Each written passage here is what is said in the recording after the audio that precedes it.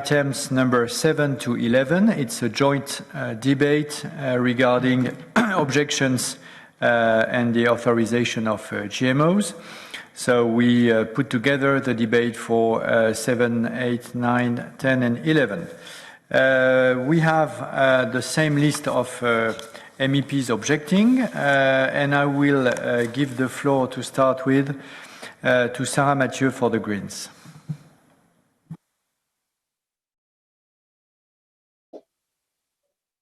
Yes, can you hear me? Okay. It's okay.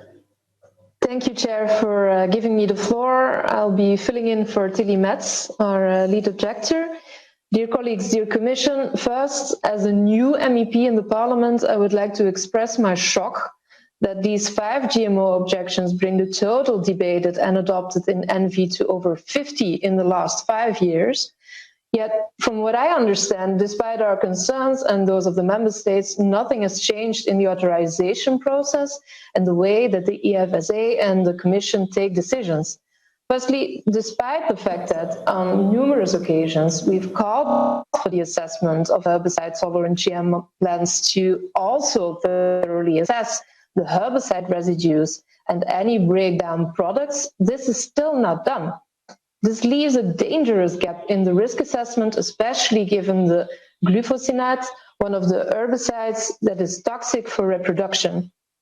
Secondly, there appears to be no improvement in terms of properly assessing the allergenicity of Bt toxins, which are produced by many GM plants to kill pest insects such as moths and butterflies. And thirdly, as you know, there is never a qualified majority of member states in favor of authorization. The standing committee results for these 5 GMO objections point to a very low level of support for authorization. For example, for the stacked GM maize on the agenda today, 14 member states voted against authorization, representing 35% of the EU population. 4 member states abstained, representing 37%, whilst only 9 member states voted in favor. That's just 27% of the EU population. I ask you, how is it democratically acceptable that the Commission continues to authorize given those numbers? And finally, whilst the EU advocates the protection of the environment and the fight against climate change to be at the top of the global agenda, it continues to foster deforestation and biodiversity destruction through its imports of GMOs.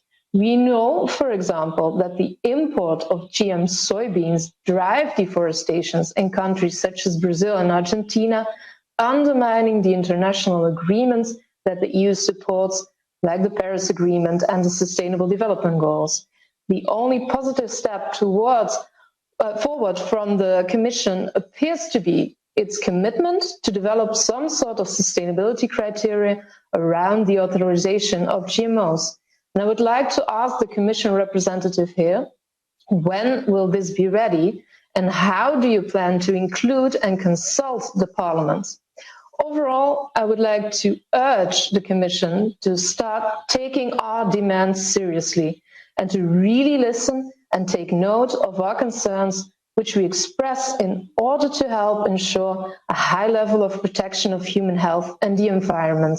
And I look forward to your answers on these points. Thank you. Thank you very much.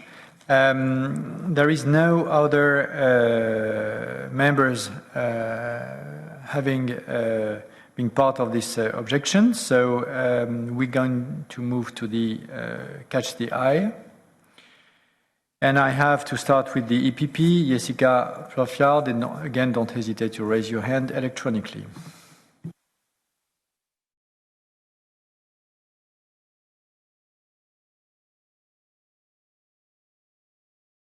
Ms. Polfiard, can you press the speak button, please? Sorry, I forgot. Thank you, Chair. As we are all familiar with in the ENV committee, is a familiar procedure. And this time is a set of objections against 5 implementing acts that authorize or extend the authorization for placing on the market of genetically modified crops. In this case, case, it is maize and soybean, among other things, and they are tolerant to glyphosate, which is also why the objectors have opposed. However, EFSA has concluded that these crops are safe, as safe as conventional counterparts. And therefore, I think that we should trust our experts. And the EPP group is therefore opposed to the objection. Thank you, Chair. Thank you. I don't have any speaker for SND. Yann n'est pas là. No, neither for Renew, so we move to ID. I have Aurélia Beigneux.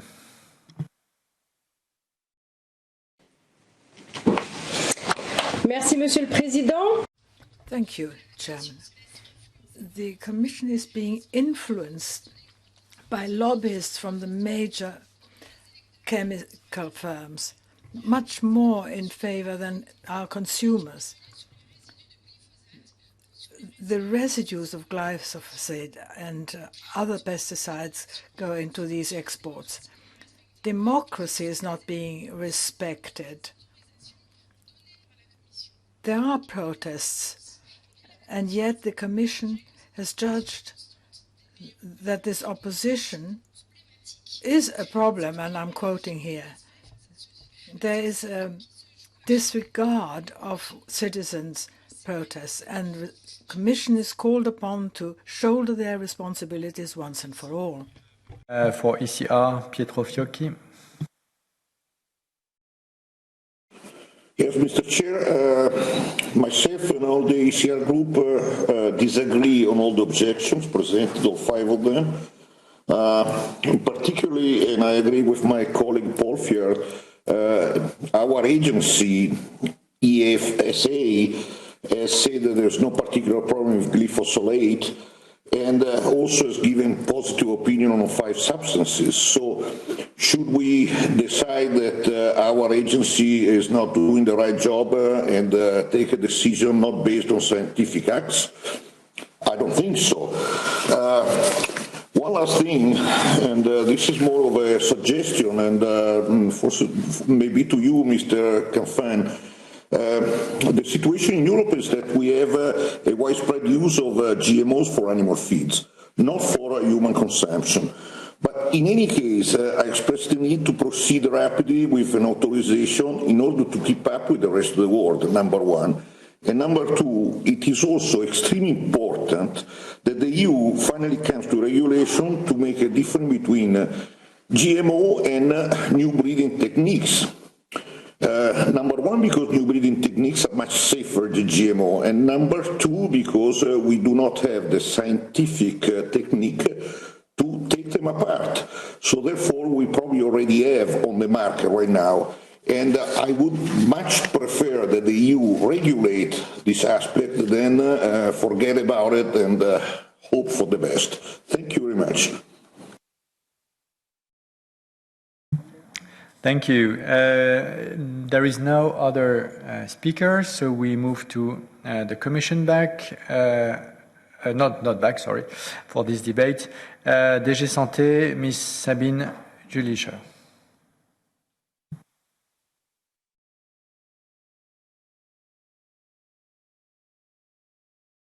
We can't hear you, Ms. Jülicher. I think you need to turn on your microphone, please.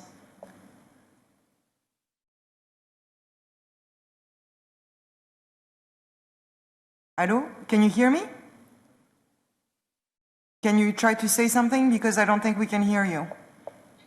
Yeah, I tried to say something. Is it better now? Yes. Yes. Okay. Sorry for that. So thank you very much and good afternoon, everybody. Yes, indeed, we are, and I thank you for that we have the chance to discuss the objections on 2 new applications, new draft authorizations, and 3 renewals for authorizations of GMOs.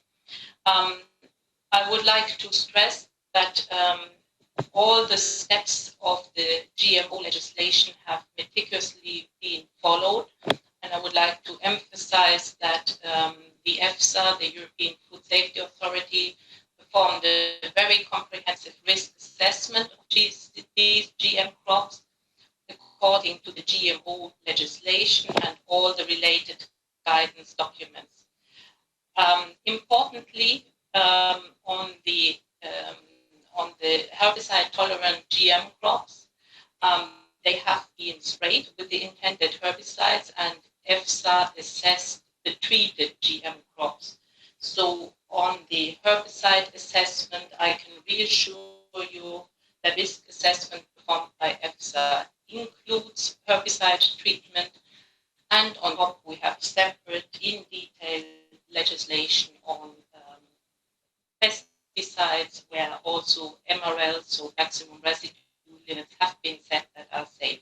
So from the pesticides point of view, but indeed any other point of view, EFSA concluded positively on the safety of these 5 GM crops for human health, for animal health, and the environment. So on that, the assessment has been very comprehensive, and on that basis, that there are no safety issues whatsoever flagged by EFSA. The Commission proposed to the Member States to authorize the 2 new GMs and renew the 3 GM maize applications. The Standing Committee already convened. Member States delivered no opinion, mainly for political reasons and for reasons of negative public opinion. And the decisions are referred to the Appeal Committee, which is due to take place on the 3rd of December. So I would like to emphasize that the powers established by the GMO legislation and the implementing powers given to the Commission by the Parliament and the Council have been fully respected.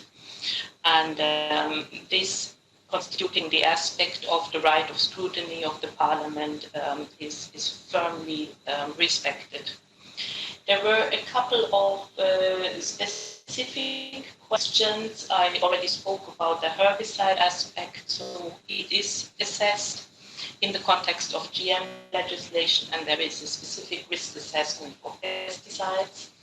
There was a question on the sustainability criteria, and indeed, in the context of the European Green Deal and the objective of the Commission's Farm to Fork strategy to enable a transition to a sustainable EU food system, the Commission will present a legislative proposal for a framework on sustainable food systems by the end of 2023. So the reflections have commenced on these sustainability criteria, and as usual, when the Commission is making a proposal, there will be involvement and possibility for involvement in the conception of the Act, and obviously, as it is conceived as a proposal, we will be discussing with the co-legislator on this proposal. However, in the meantime, the Commission will continue to comply with our legal obligations and process pending applications for GM food feed, provided obviously they have been found safe.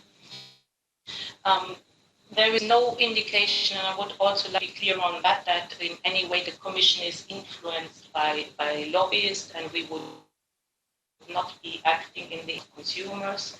If these applications and authorizations would not have been deemed safe, we would not propose to the Member States their authorization. And maybe lastly, there was a request on new breeding techniques. There I would just like to remind that the Commission is currently working on a study specifically in this context, a study that has been requested by the Council, and on which there will be results in April next year. So on NBTs, it is work and reflections are ongoing, in particular in the context of the court judgment. Thank you very much. Thank you very much. Sorry for the members, the connection was quite poor, but there was anything we could do from our side. So thank you for that, and we will vote as well tomorrow in ENV on the objections. So we close this agenda item and we move to the last ones, meaning the voting. So I open the voting time for this afternoon from now on up to 5:15 on 3 texts. The first one is the cohesion policy and regional environmental strategies in the fight against climate change. The second one is implementation of the EU water legislation. And the third one is EU strategy on adaptation to climate change. So the vote is open up to 5:15 and we will proceed as usual for the voting and the results. Thank you, and we will meet again tomorrow. Bye-bye.